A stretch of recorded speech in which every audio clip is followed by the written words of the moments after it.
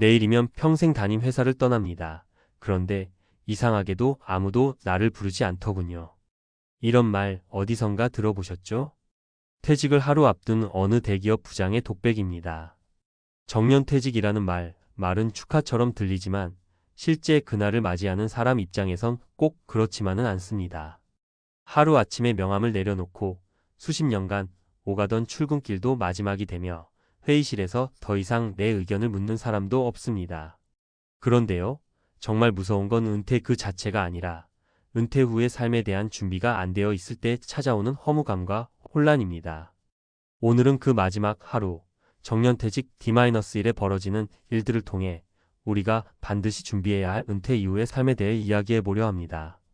1. 모두가 바쁜데 나는 할 일이 없었다. 김 부장님의 이야기. 김 부장님은 33년 동안 한 대기업 품질관리팀에서 일했습니다. 조직의 핵심이었고 후배들도 잘 따랐죠.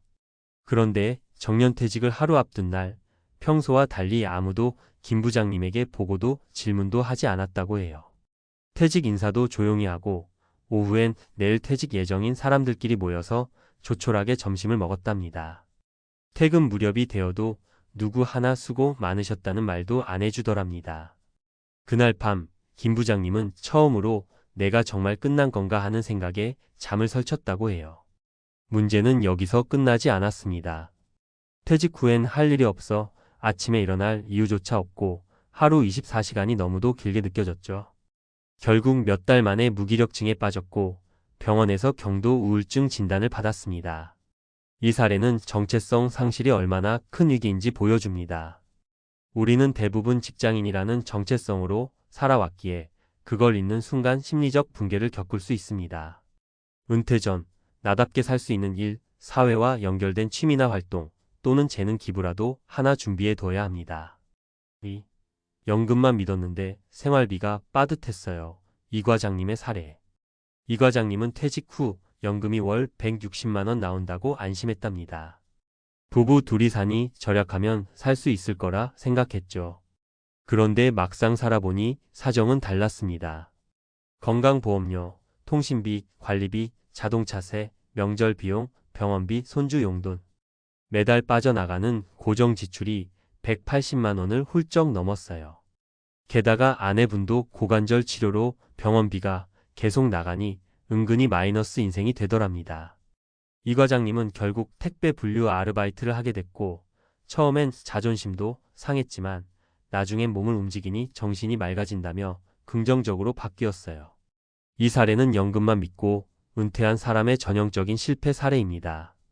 은퇴 전 최소 2가지 이상의 소득 파이프라인을 준비해 둬야 합니다. 자영업이 아니어도 좋습니다. 배달, 온라인 콘텐츠, 강의, 작물 재배, 유튜브 등 다양한 시도가 가능합니다. 무엇보다 중요한 건 작게라도 버는 습관입니다. 3. 부부가 24시간 함께? 이혼 직전까지 갔어요. 박 차장님의 고백. 박 차장님은 퇴직 후 이제 아내와 함께 여행도 다니고 여유롭게 살자고 했답니다. 그런데 막상 은퇴하고 집에 붙어 있다 보니 매일 싸웠다고 해요. 왜 설거지는 안 해? 뉴스 그만 좀 봐. 하루 종일 소파에만 있냐?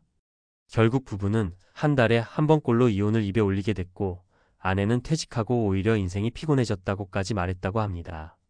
이후 박 차장님은 커뮤니티 요리 교실에 등록하고 아내는 글쓰기 동호회를 시작했는데 서로 간섭 안 하며 조금씩 다시 웃음을 되찾아갔다고 해요.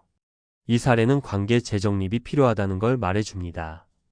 은퇴 후엔 부부가 갑자기 하루 24시간을 함께 쓰게 되기 때문에 각자의 생활 루틴과 소통의 기준을 새롭게 맞춰야 합니다. 너무 가까우면 오히려 충돌이 잦아지거든요. 부부 사이의 거리 두기가 오히려 건강한 방법이 될 수 있어요.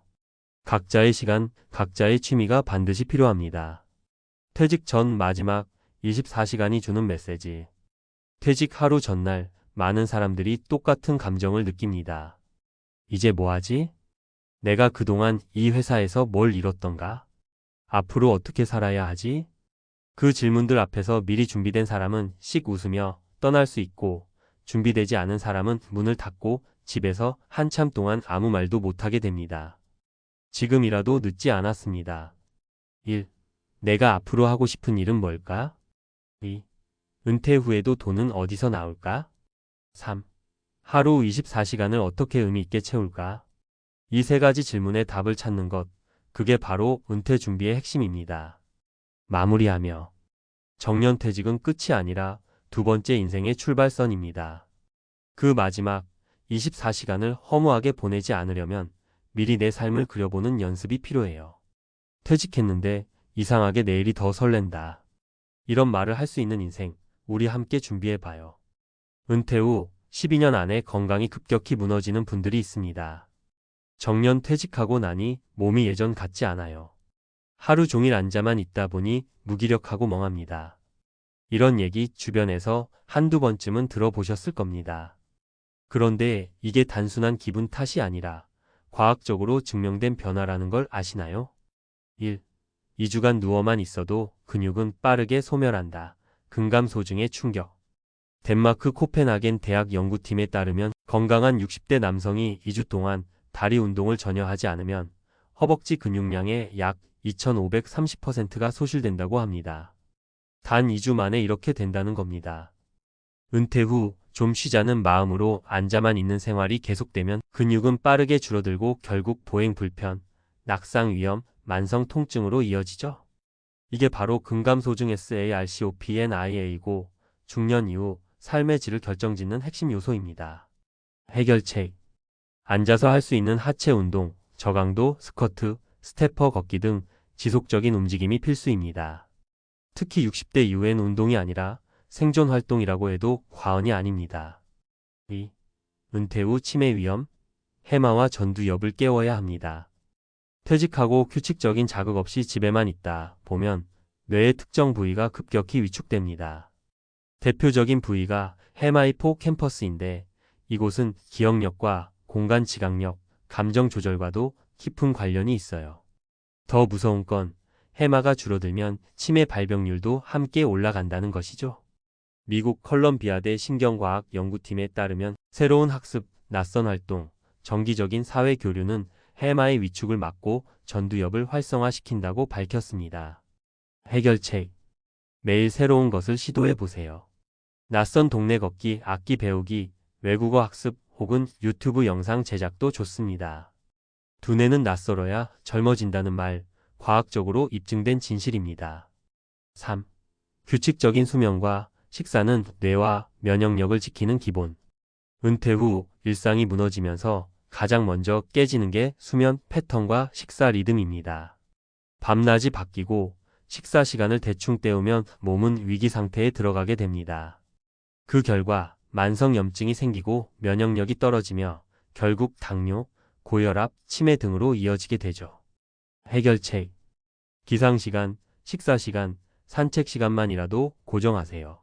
아침 햇빛을 쬐며 30분 산책하는 것만으로도 멜라토닌 분비가 조절되고 수면의 질이 개선됩니다. 하버드 의과대학은 은퇴 후 규칙적인 생활이 수명을 좌우한다고 강조합니다. 은퇴는 휴식이 아니라 전환이다. 많은 사람들이 은퇴를 쉬는 시간이라 생각하지만 사실은 새로운 형태의 도전입니다. 평생 현역이란 말은 꼭 직장을 다니라는 뜻이 아닙니다. 몸과 뇌를 현역처럼 유지하라는 말입니다. 우리 뇌는 죽을 때까지 성장하고 변할 수 있습니다. 이를 신경가 소성의 NeuroPlasticity라고 하는데요. 이는 뇌에 자극을 주면 새로운 신경망이 만들어진다는 뜻입니다. 즉, 나이와 관계없이 변화할 수 있다는 강력한 근거이기도 하죠. 마무리하며 당신의 두 번째 인생, 지금 설계하세요. 정년퇴직 D-1 마지막으로 사무실 책상 정리하고 동료들과 웃으며 사진 찍고 집에 돌아와 TV를 켜고 앉았을 때 밀려오는 그 허무함. 그 감정을 이겨내려면 은퇴 후 삶을 미리 설계해야 합니다. 내가 어떤 사람인지, 어떤 삶을 원하는지, 그리고 그것을 위해 어떤 뇌와 몸 상태를 유지해야 하는지를요. 작은 습관 하나부터 시작해 보세요. 걷기, 글쓰기, 배우기, 움직이기. 그게 바로 인생 이막을 환하게 여는 열쇠입니다.